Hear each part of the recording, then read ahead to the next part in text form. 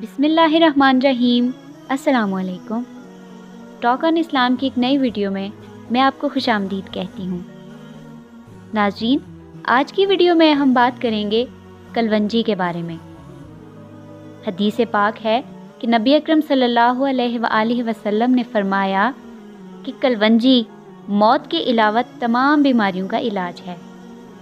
आज की वीडियो में मैं आपको बताऊंगी कि कलवंजी का सही इस्तेमाल क्या है और कलवंजी को कब और कितनी मिकदार में इस्तेमाल करना चाहिए। नाज़रीन, कलवंजी को अगर सही वक्त और सही मिकदार में इस्तेमाल किया जाए तो कलवंजी तभी फ़ायदा देती है।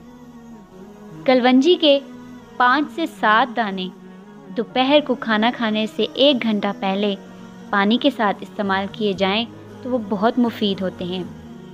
याद रहे कि कलवंजी को चबाकर इस्तेमाल नहीं करना, पानी के साथ ही कलवंजी को निगलना है।